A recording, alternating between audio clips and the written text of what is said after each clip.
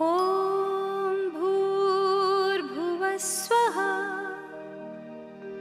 तत्सवितुर्वरेण्यं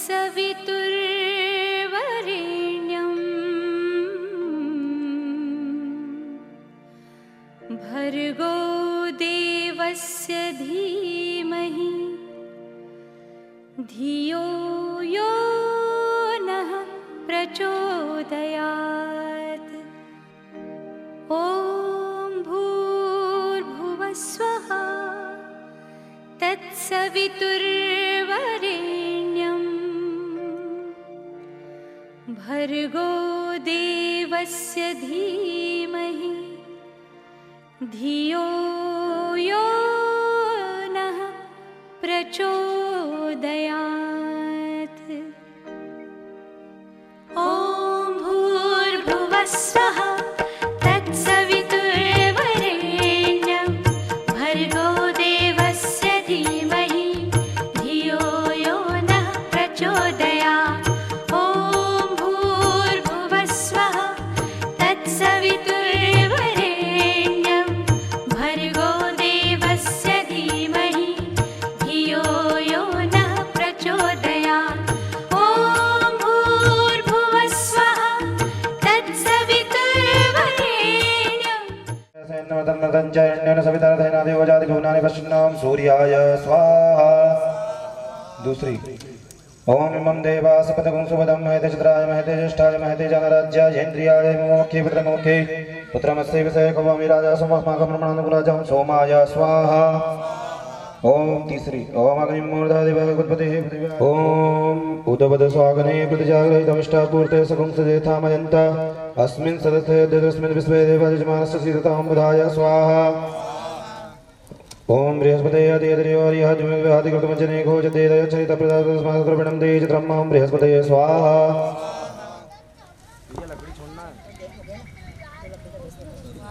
स्वाहा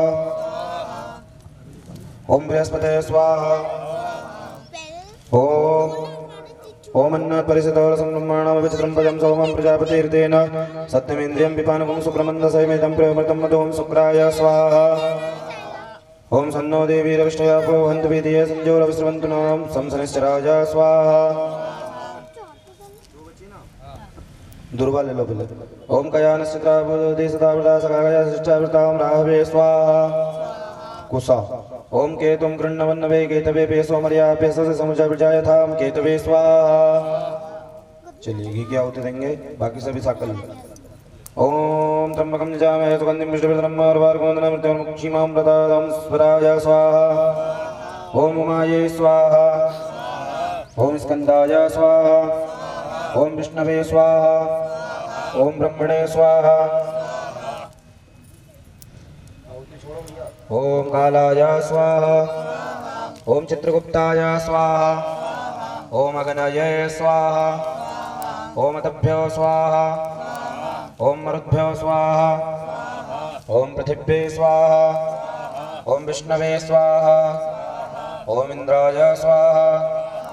ओम इंद्राणी स्वाहा।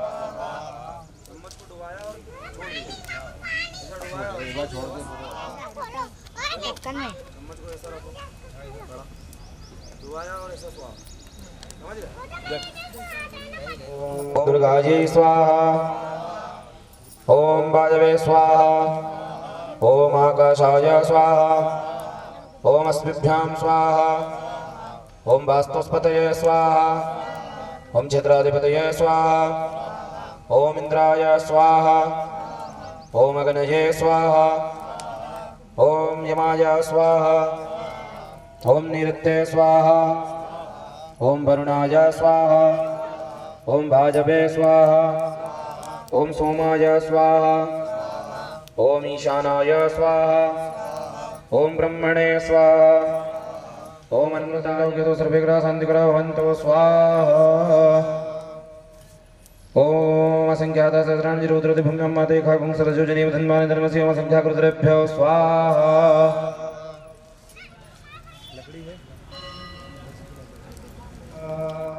ओम सावित्री स्वाहा। ओम विजयाय। ओम लोकमातृभ्यो स्वाहा। ओम धत्ते स्वाहा। ओम पुष्ट्यै स्वाहा ओम आत्मना कुलदेवतायै स्वाहा। जल लेंगे हाथ में आप। संख्या गुरुभ्यो नमः। उमा प्रियंतान्नाम मां पृथ्वी पर छोड़ दीजिए। तत्सत् श्री ब्रह्मार्पणमस्तु।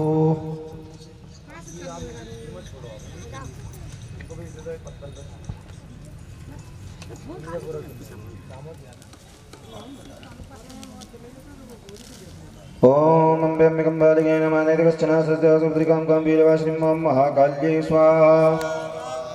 ओम श्रीशते लक्ष्मी सुभद्रां भवरात्रे पारस्मै नक्षत्राणि रूपमस्मिन् अवत्तं मास्मिन् कारणं विकारणं सरस्वतीवाचय विर्वाचिनीवती यज्ञं वष्टुधिया वसुमा सरस्वती स्वाहा। ओम गजाननायै स्वाहा। ओम सिंहमुख्यै स्वाहा। ओम गदास्यायै स्वाहा। ओम काकतुण्डिकायै स्वाहा। ओम अष्टग्रीवायै स्वाहा। ओम उलूकिकायै स्वाहा। ओम शिवारावाजै स्वाहा। ओम मयूर्यै स्वाहा। ओम विकटाननायै स्वाहा। ओम अष्टवक्रायै स्वाहा। ओम कोटराक्षै स्वाहा। ओम कुब्जायै स्वाहा। ओम विकटलोचनायै स्वाहा। ओम शुष्कोदर्यै स्वाहा। ओम ललजिह्वायै स्वाहा। ओम स्वादष्ट्रायै स्वाहा। ओम वानरायणायै स्वाहा।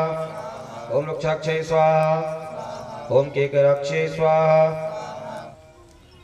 स्वाहा। ओम रक्ताक्षै स्वाहा। ओम सूक्यै स्वाहा। ओम सोन्यै स्वाहा। ओम कपोतिकायै स्वाहा। ओम पाशहस्तायै स्वाहा।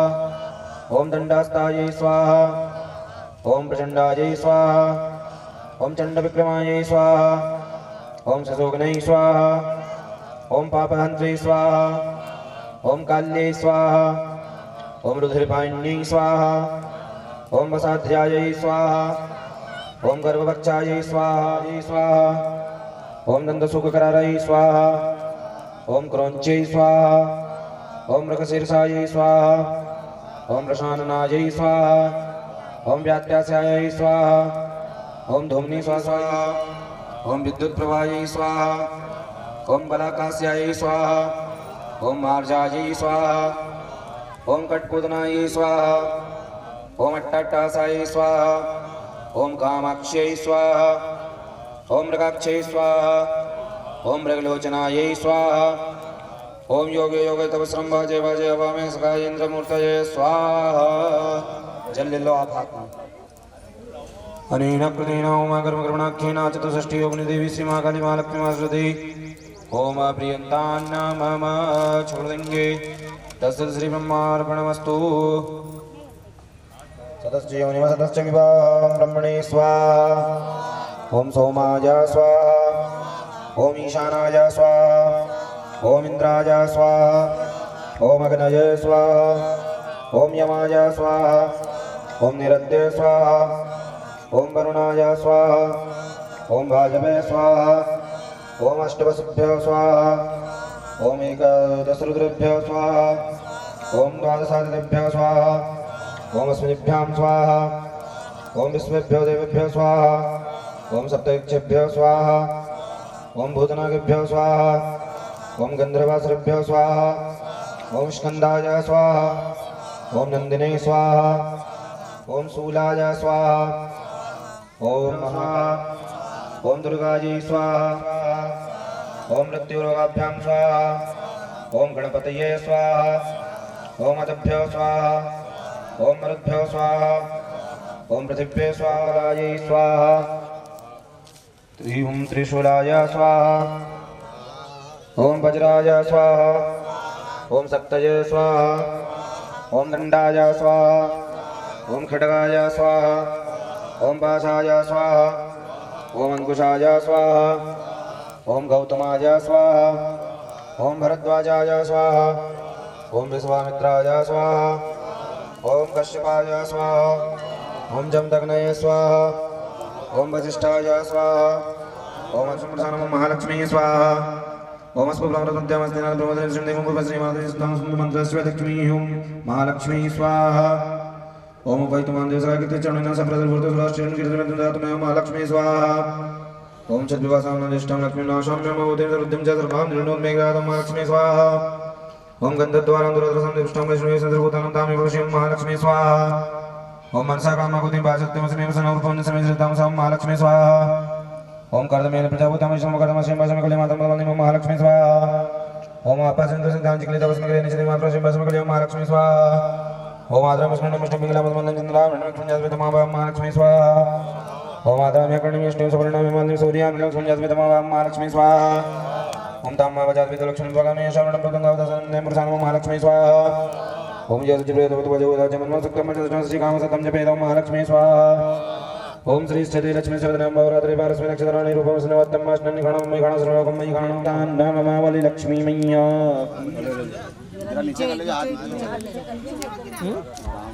ओम अग्ने सृष्टिकृतय स्वाहा इदमग्ने सृष्टिकृतय नमः सामग्री को झटका दो दोने में जल के दोने में ठीक है समझ गए चलिए आहुति देना ओम भूः स्वाहा इदमग्ने नमः ओम भुवः स्वाहा इदं वाजवे नमः ओम स्वः स्वाहा इदं सूर्याय नमः ओम तन्नो अग्ने वरुणस्य विस्मतो हेडो वया सृष्टा अजिष्टो तमसो सुजानो विश्वादेवा गुं समितं प्रदं स्वाहा इदमग्ने वरुणभ्यां नमः ओम सत्वन्नो अग्ने वमो वामोति देष्टो दिष्ट्या वक्षो वरुणं गुं हिराणो विति वडगं सर्वतं स्वाहा इदमग्ने वरुणभ्यां नमः ओम अयास्तग्निश्चानभिः स्वस्ति पाश्च सत्यपितमयामसि अजोनो यज्ञं वाजस्य दानो देहि एकजं गुं स्वाहा इदमग्ने अयसे नमः ओम ये ते सतं वरुणं ये सहस्रतं यज्ञाः वासा वायुकर्ता क्षेमकर्ता पुष्टिकर्ता तुष्टिकर्ता निर्विघ्नकर्ता कल्याणकर्ता वरदो भव चल लेंगे हाथ में अनेन बलिदानेन दिक्पाला प्रियंतान् छोड़ देंगे पृथ्वी पर एक पुष्प में सब सामग्री लगा के क्षेत्रपाल देवता का ध्यान करते हुए चढ़ा देंगे वहां पर सामने ओम नहिस्पसममिदन्नन्नन्मस्मा वैश्वानरात् पुरैतामनेः मेन विरुद्धम् अमृतामृतं वैश्वानरं क्षत्रचित्ताय देवा क्षेत्रपालाय नमः गन्धाक्षतपुष्पाणिं समर्पयामि चढ़ा देंगे सामने बोले क्षेत्रपाल देवताओं की जय प्रियंतान् नमः पृथ्वी पर छोड़ देंगे तस्य तो श्री ब्रह्मार्पणमस्तु अग्रे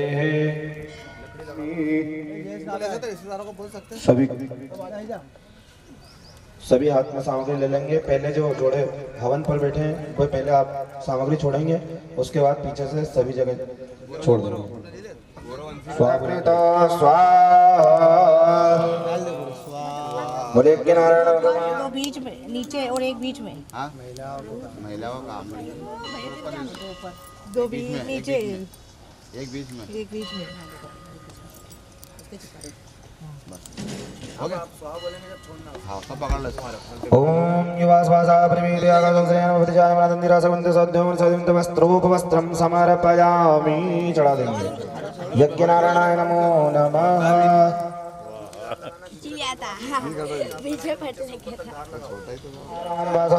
पवित्रमसे सहस्रधारं देवस्वासपिता पुनादोऽसो पवित्रेण सतधारेण सुभवाकामदुक्षा स्वाहा इदमग्ने वस्वानराय नमः बोलिए यज्ञ नारायण भगवान की जय यज्ञ नारायणाय नमो नमः प्रदक्षिणायां समर्पयामि ओम यानि कानि च पापानि यतमन्त्रकृतानि च तानि सर्वाणि नश्यन्तु कृष्णायां पदे पदे श्रीमन्नारायण नारायण नारायण श्रीमन्नारायण नारायण नारायण माता नारायण पिता नारायण माता नारायण पिता नारायण लक्ष्मी नारायण नारायण नारायण लक्ष्मी नारायण नारायण नारायण तुझ में नारायण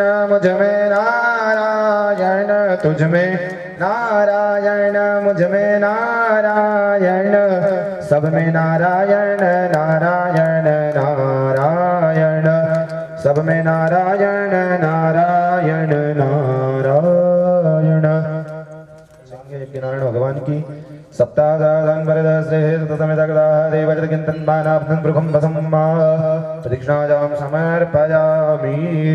बोलिए यज्ञनारायण भगवान की जय।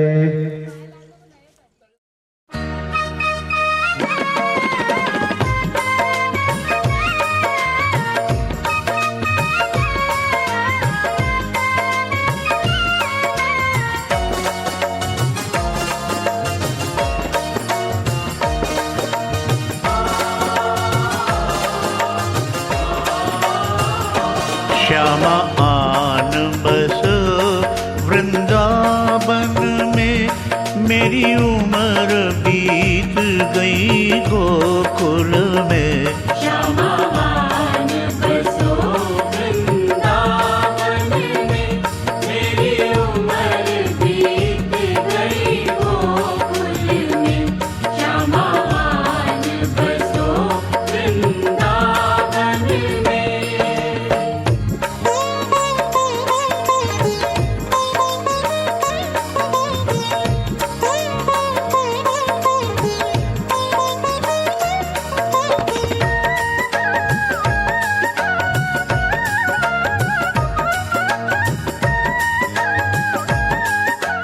गोपाल राधे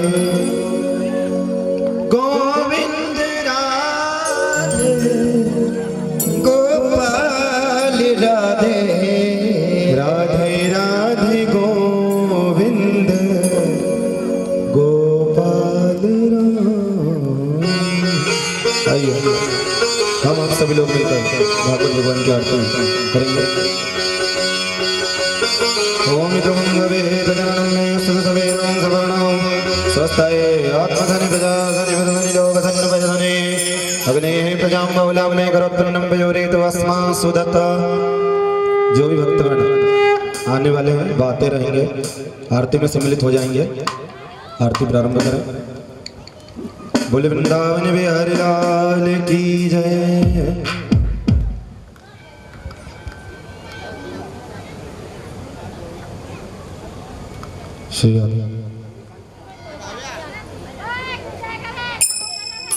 वृंदावन बिहारी लाल की जय। श्री भागवत भगवान की है आरती। पापियों को पाप से है तारती।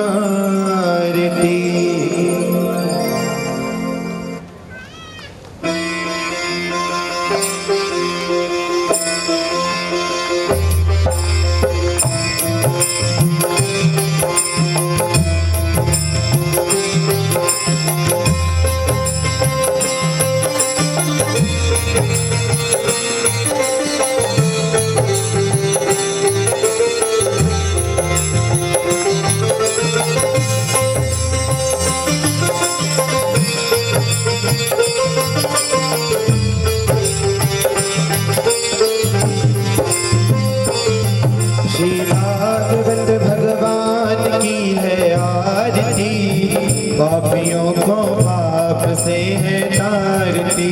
भागवत भगवान की है आरती। पापियों को पाप से है तारती। श्री भागवत भगवान की है आरती। पापियों को पाप से है तारती। श्री भागवत भगवान की है आरती। पापियों को पाप से है तारती। यह अमर ग्रंथ यह मुक्ति पंथ यह पंचम वेद निराला नभ ज्योति जगाने वाला। यह अमर ग्रंथ यह मुक्ति पंथ यह पंचम वेद निराला नभ ज्योति जलाने वाला। हरि नाम यही हरि ध्यान यही हरि नाम यही हरि ध्यान यही हरि नाम यही हरि ध्यान यही हरि नाम यही हरि ध्यान यही। जग के मंगल की आरती। पापियों को पाप से आरती। श्री भागवत भगवान की है आरती। पापियों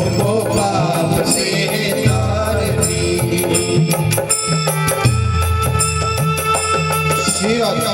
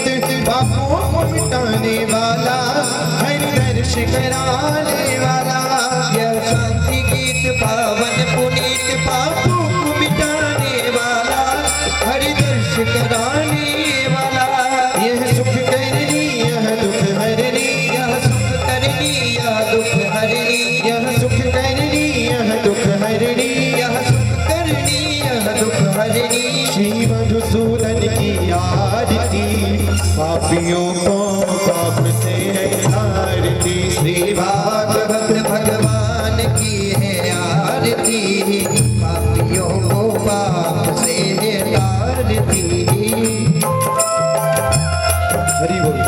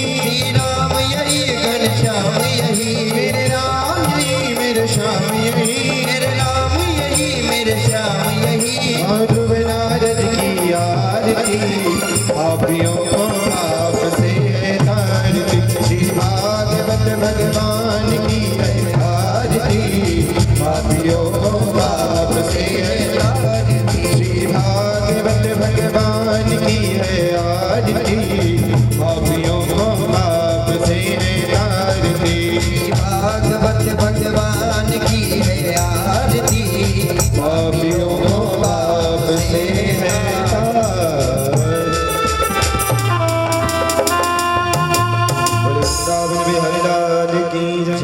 भागवत महाप्राण की जय। जलेन शुक्ले गणम पुष्पे देवान गणमात्मा गणम शोधनम निरंजन ग्रहणम मंत्र पुष्पांजलिम।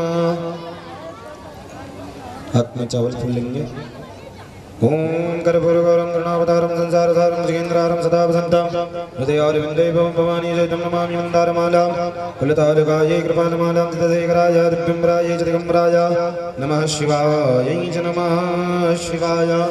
एकदन्ताय विद्महे वक्रतुण्डाय धीमहि तन्नो दन्तिः प्रचोदयात्। ओम नन्दनाय विद्महे च सोतापुत्राय धीमहि तन्नो श्रीकृष्णः प्रचोदयात्। मन्त्रपुष्पाञ्जलिं समर्पयामि। बोले भागवत महाप्राण की जय। वृंदावन बिहारी लाल की जय। जय जय श्री राधे जय जय श्री राधे जय जय श्री राधे श्याम। सभी श्रद्धालु भक्त अपना अपना स्थान ग्रहण करें। परम पूज्य गुरुदेव के मुखारविंद से हम आप सभी लोग कथा का श्रवण करेंगे। जय जय श्री राधे।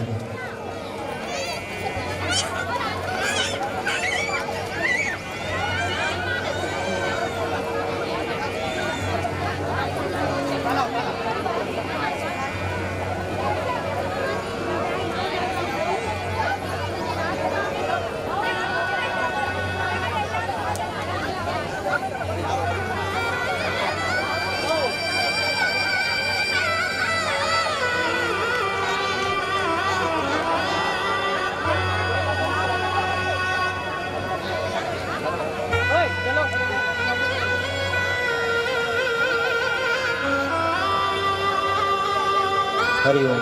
श्री राधे श्री राधे श्री राधे हरि ओम हरि ओम। श्री राधे श्री राधे हरि ओम हरि ओम। भागवत महापुराण की जय। भोलेनाथ भगवान की जय। भवानी माता की जय। रामचंद्र भगवान की जय। हनुमान जी महाराज की जय। गौ माता की जय। नगर के सभी पूज्य देवी देवताओं की जय। भारत माता की जय।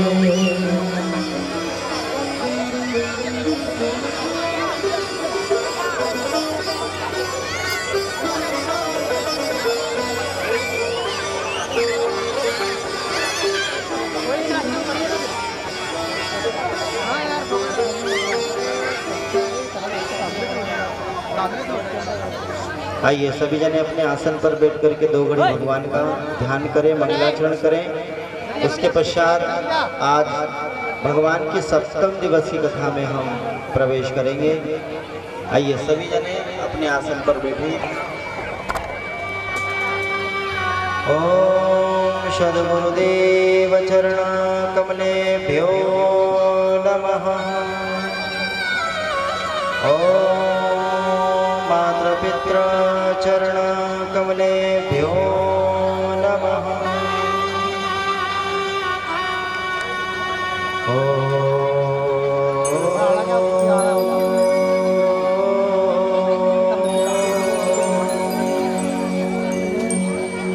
मंगलम भगवान विष्णु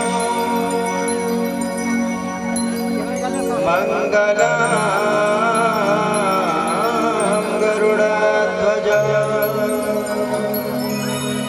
मंगलम पुंडरीकाक्ष मंगलाय तनो हरि।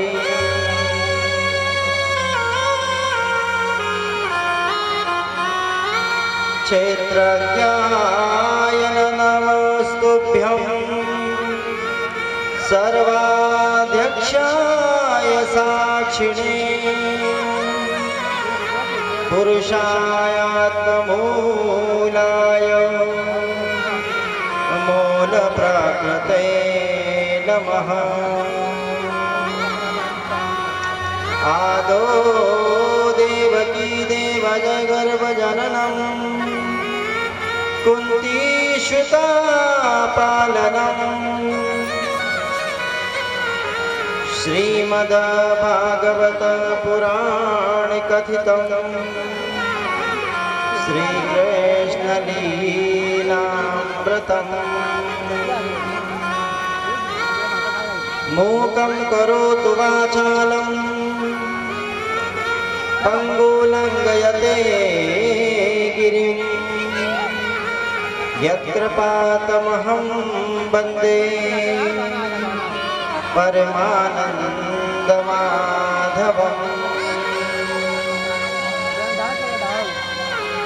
कृष्णाय वासुदेवाय हरये परमात्मने प्रणतक्लेशनाशाय गोविन्दाय नमो नमः। यं प्रव्रजन्तमनपेतमपेतकृत्यम् द्वैपायनो विरहकातर्या जुहाव पुत्रेति तन्मयतया तर्वोऽभिनेदु स्तं सर्वभूतहृदयं मुनिमानतोऽस्मि। हे राधा मेरी मात है, पिता मेरो घनश्याम, इनके चरण कमल में मेरो बारंबार प्रणाम, मेरो बारंबार प्रणाम।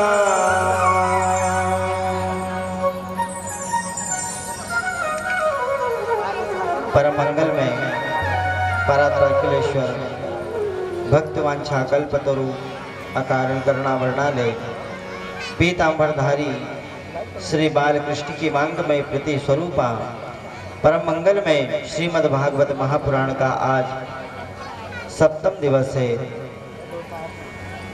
पधारे हुए श्रद्धालु भक्तगणों, भक्ति शक्ति स्वरूप मात्र शक्तियों, देवी स्वरूप बाला और राम स्वरूप बालक, मंच पर आसीन सर्व विप्रगण, मंच पर आसीन सरस्वती के वरद पुत्रों के मन मंदिर में विराजित पर ब्रह्म परमेश्वर के चरणों में हम कोटि कोटि वंदन करते हैं। परम मंगल में भगवान दया निधान की ऐसी कृपा होती है जब कहीं जाकर के घोर कलिकाल के कलुषित प्राणियों को यह परम मंगल में श्रीमद् भागवत कथा श्रवण करने का परम सौभाग्य प्राप्त होता है।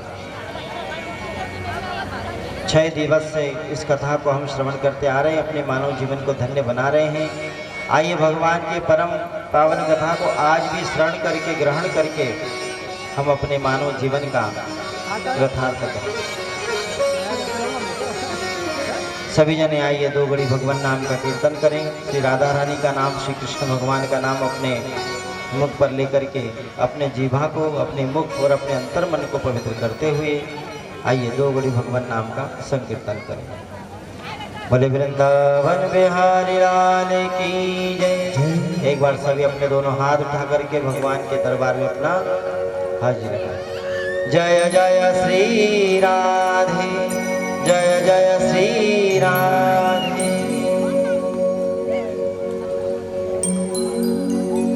ओ मेरो कान्हा गुलाब को किशोरी मेरी कुसुम कली। ओ मेरो कान्हा गुलाब को किशोरी मेरी कुसुम कली, किशोरी मेरी कुसुम कली। आइए 2 घड़ी भगवान का कीर्तन करें, उसके पश्चात आज की कथा में प्रवेश करेंगे।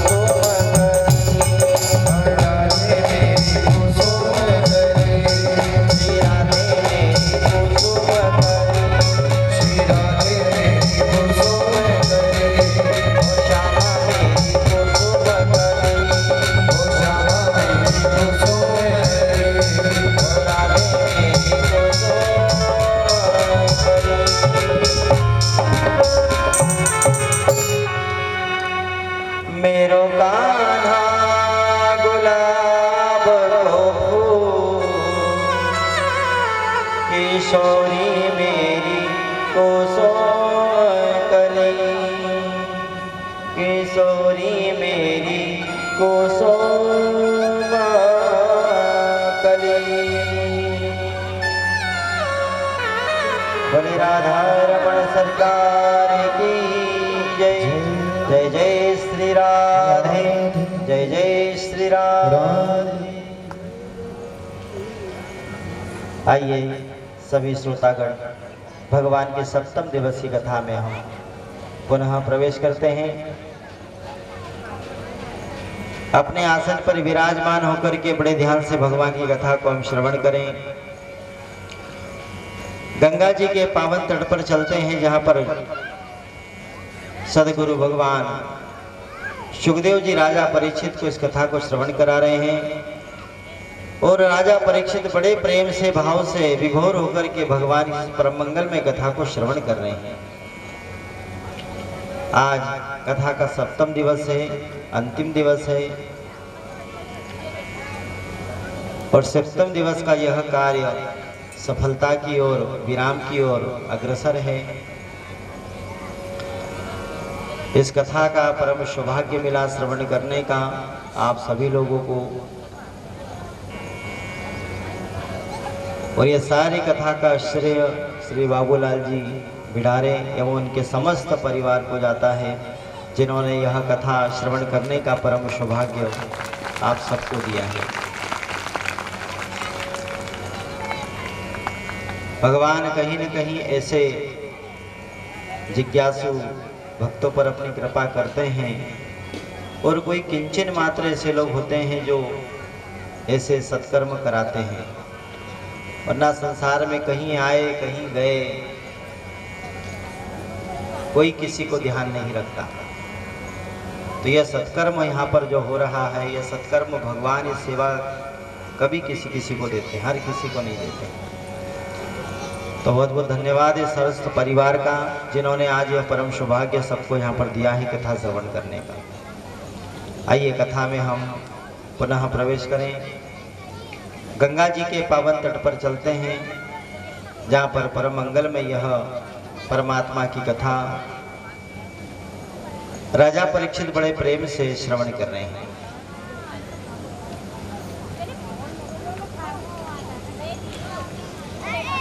परम मंगल में भगवान की यह पावन कथा जीव को शिव बनाने वाली है। सप्तम दिवस की कहते हैं कि यह कथा होती है। और 7 दिनों में राजा परीक्षित को मृत्यु का जो श्राप लगा, उसी श्राप से राजा परीक्षित मुक्त भी होने वाले हैं। सुखदेव भगवान कहते हैं, राजन, इस संसार में जब कोई सांसारिक यात्रा करनी हो, इस संसार में कोई सांसारिक यात्रा करनी हो, तो देखो कितना विचित्र कार्य है संसार की यात्रा का। बहुत विचित्र कार्य है। आप बड़े इसको ध्यान से सुनिए। देखो, एक सांसारिक व्यवहार की अगर बात करें,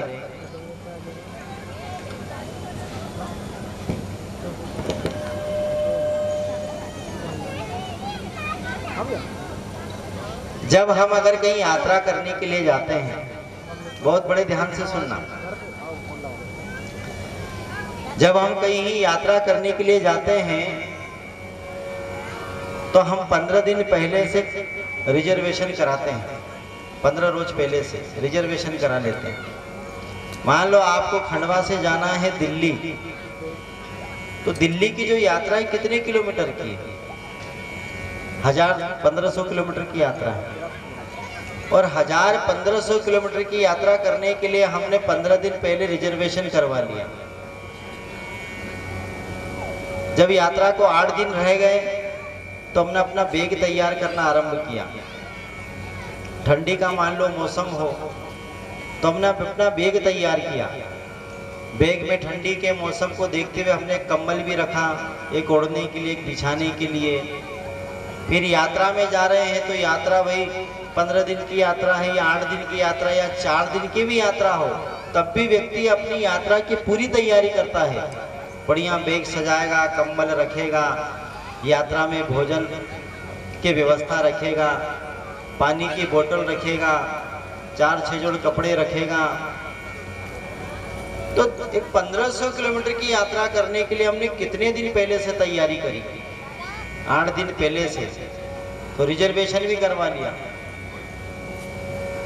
सब कुछ हमने तैयारी कर ली ताकि यात्रा में हमको किसी प्रकार की कोई तकलीफ ना हो।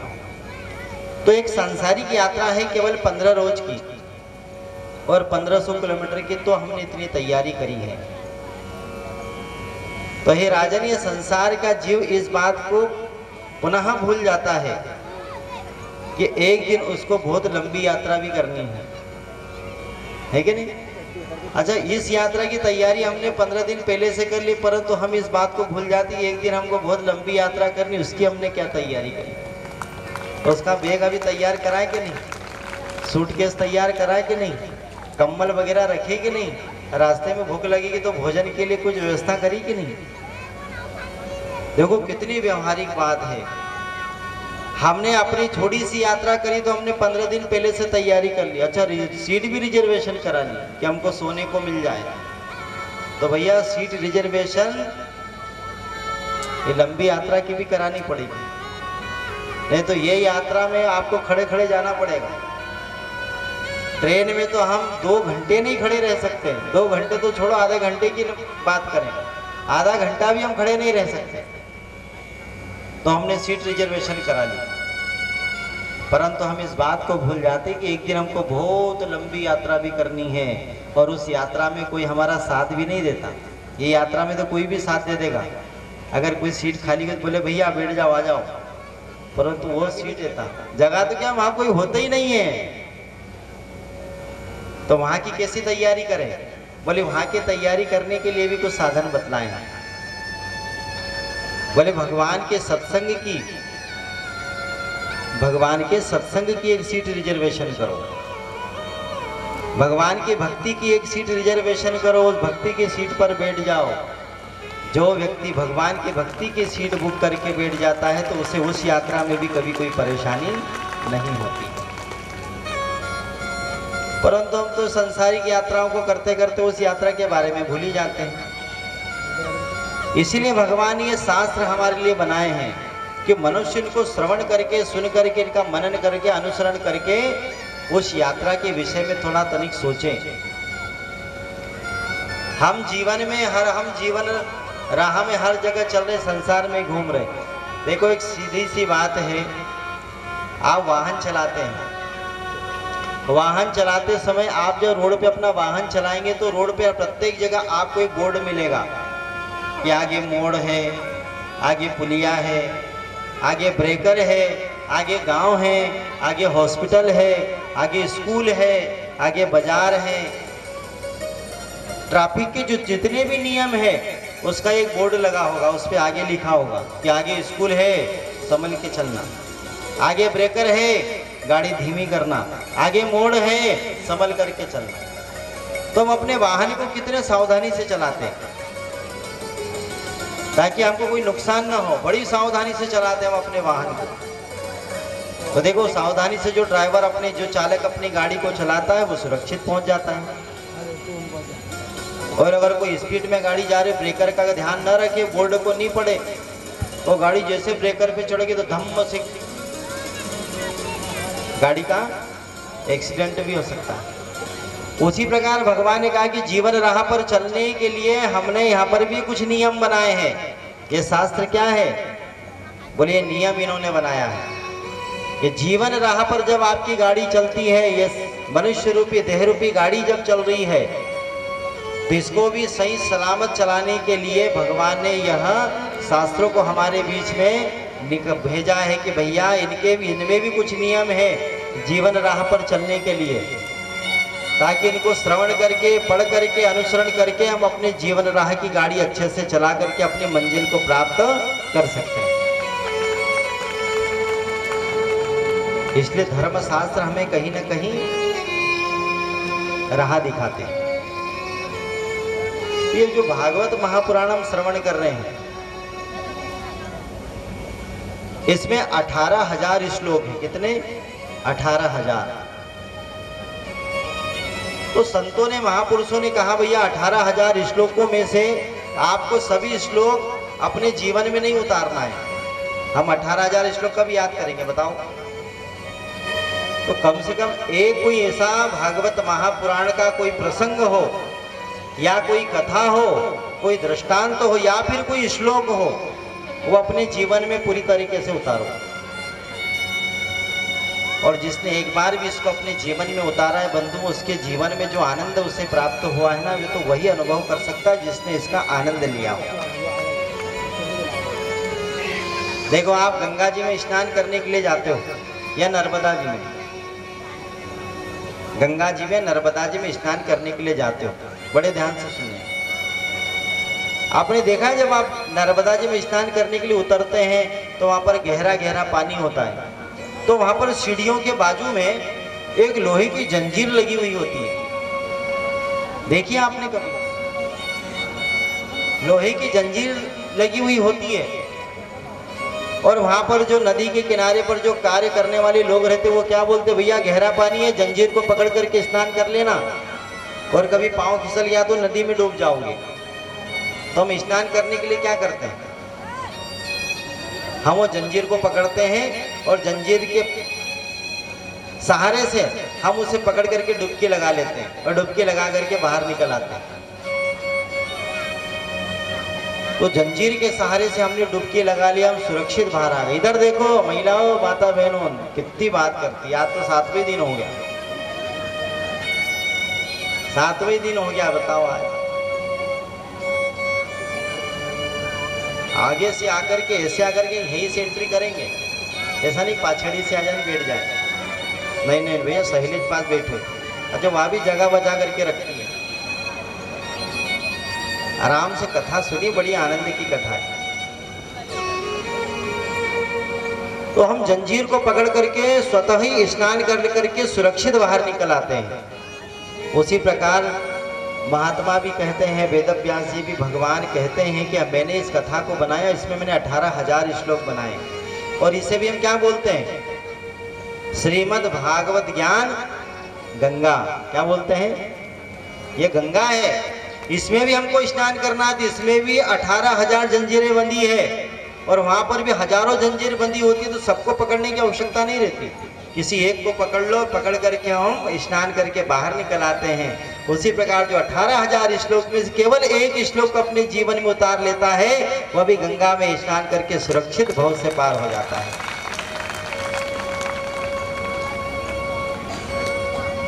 और इस गंगा में कौन है, इस गंगा में डुबकी लगाओगे तो आपको किसकी प्राप्ति होगी, जीव को किसकी प्राप्ति होती है, आनंद की प्राप्ति। और आनंद कौन है, साक्षात भगवान कृष्ण है, साक्षात आनंद के सागर है। इसलिए भगवान तो कहीं ना कहीं हमारे नजदीक है, पर हम उनको ढूंढ नहीं पाते, टटोल नहीं पाते। ये ज्ञान गंगा में डुबकी लगा करके जब इसमें अच्छे से रम जाओगे तो अपने आप भगवान की अनुभूति होगी। तो कहीं ना कहीं हे राजन, आनंद का जो सागर हमारे अंतर्मन में भी झलकता है।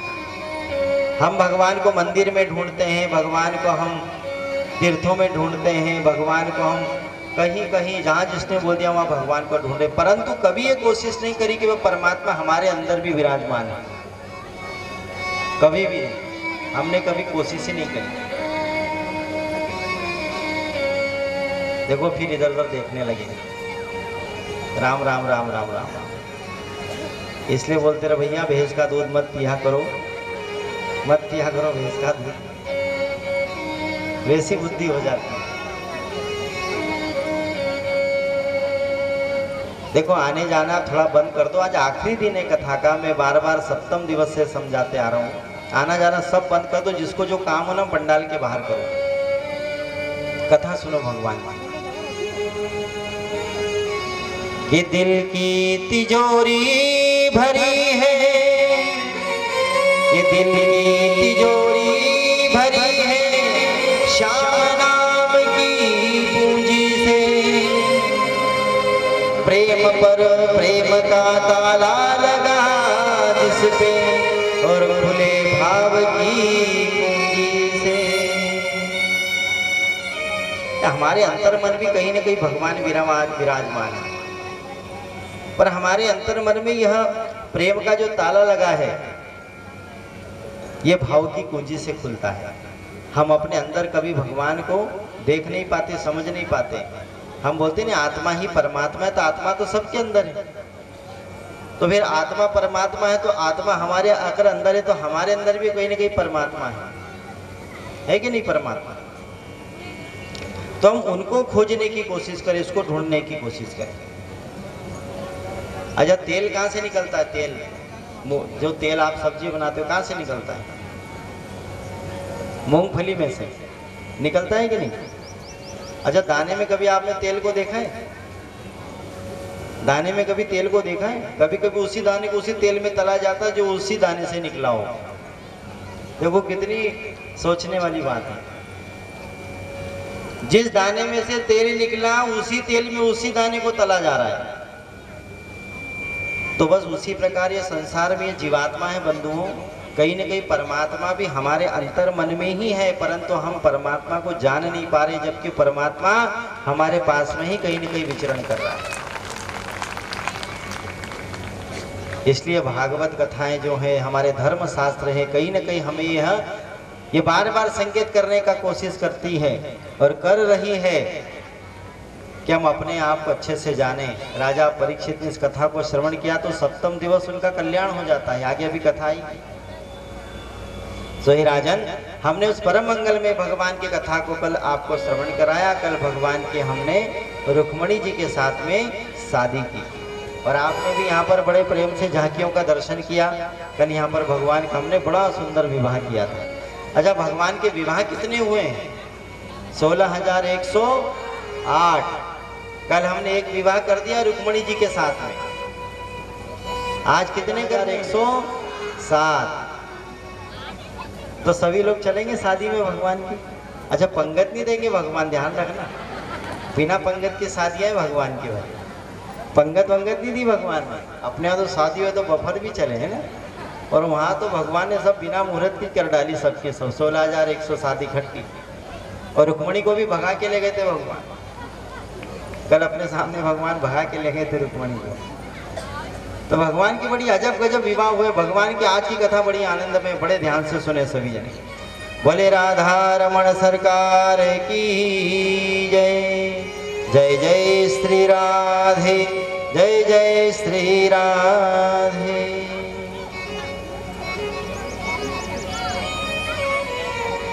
भगवान का कल विवाह हुआ रुक्मणी जी के साथ में। हे राजन, भगवान रुक्मणी को अपने द्वारिकापुरी लेकर के गए। जैसे द्वारिकापुरी भगवान पहुंचे तो माता देवकी ने कहा भगवान से, अरे बेटा, अपने यहाँ पर नई बहू आई है, इसलिए काम करो, ये बहू को आशीर्वाद दिला करके लाओ। तो द्वारिकापुरी के पास में दुर्वासा ऋषि आए थे। दुर्वासा ऋषि वहाँ पर समाधि कर रहे थे, समाधि लगा के बैठे हुए थे, तपस्या कर रहे थे।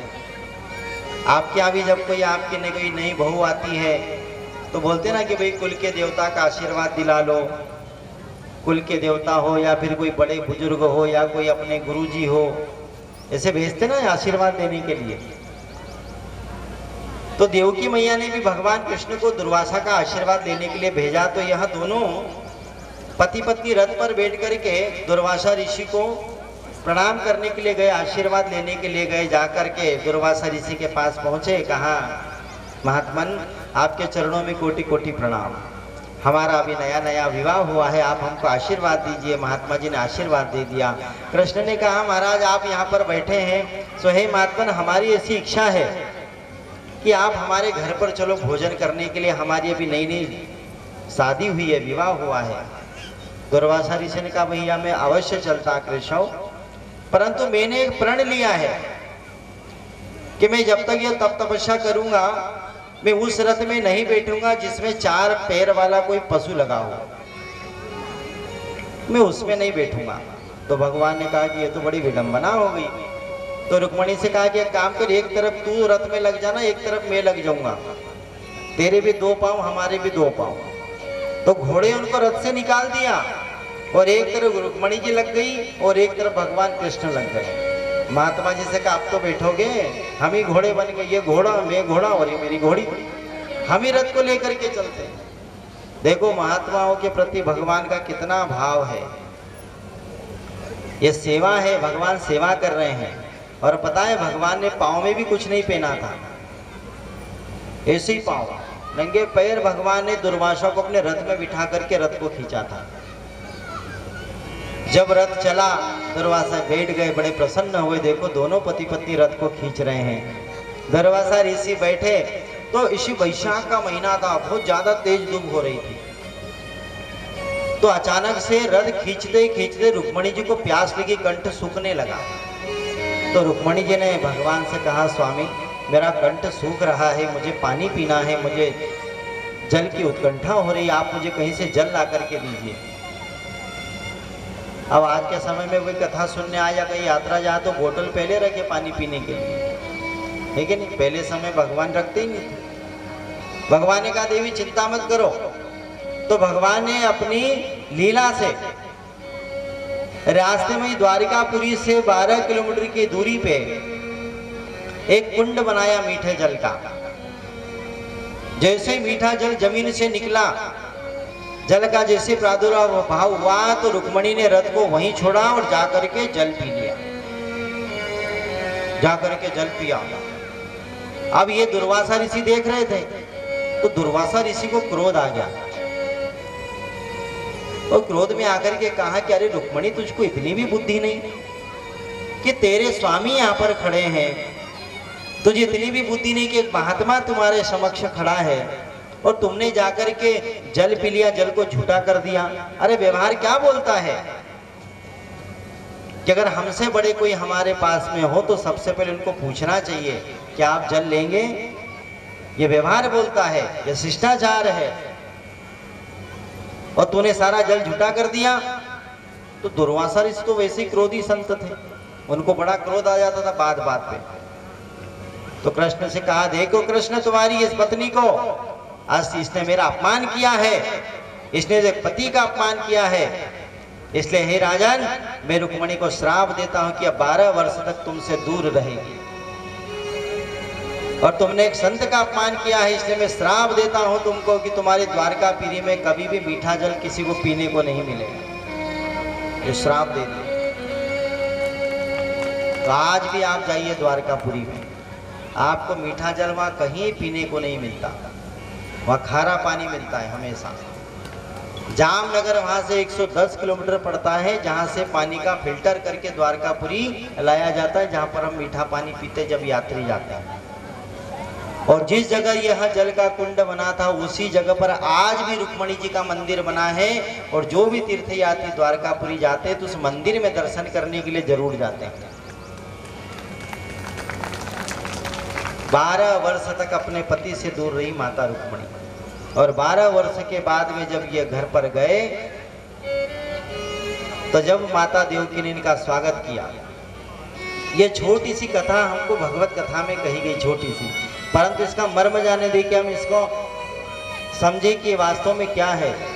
यह कथा कहीं न कहीं हमें यह सिखा रही है कि अगर हमारे घर में कुछ ऐसी स्थिति हो जब कोई हमारे घर में हमसे कोई पूजनीय हो, हमारे चाहे माता पिता हो, चाहे हमारे दादा दादी हो, चाहे हमारे नाना नानी, यानी कहने का ये तात्पर्य है कि हमसे बड़े हमारे घर में जो भी हो, तो हमारे घर में अगर कुछ बनता है तो सबसे पहले हमारे बुजुर्गों को देना चाहिए, क्योंकि उनसे हमें यह शरीर मिला, यह जीवन मिला है। तो सबसे पहले अपने बुजुर्गों की सेवा करो। उसके बाद में अगर घर में कोई छोटे बच्चे हों जो भगवान स्वरूप होते, पहले उनको खिलाओ, उसके बाद में फिर हमको लेना चाहिए। ये व्यवहार बोलता है, यह कथा सिखा रही है। क्योंकि किसी पदार्थ को जो अपने आप में झूठा कर देना, झूठा करके फिर हमारे से बड़ों को देना, तो उनका अनादर कहलाता है।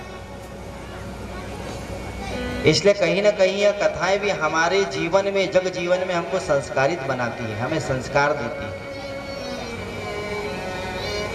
12 वर्ष के बाद में माता रुक्मणी पहुंची तो रुक्मणी फिर अपने स्वामी के साथ में रहने लगी।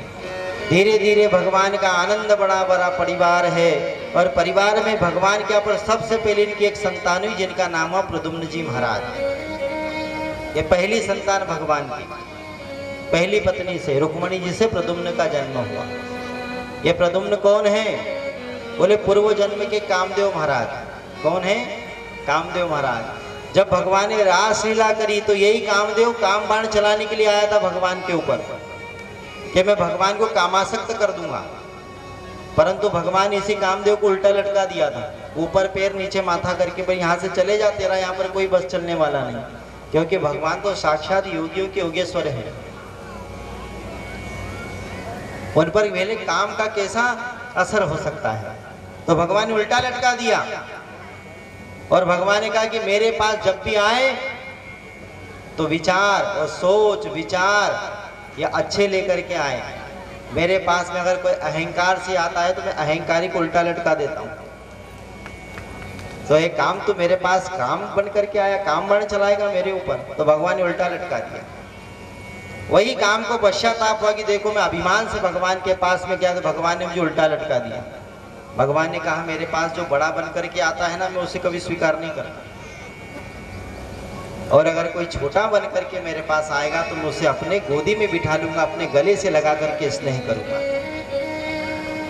तो ये वही कामदेव है। अब भगवान का पुत्र बन करके आया तो भगवान ने इसे अपने हृदय से लगाया।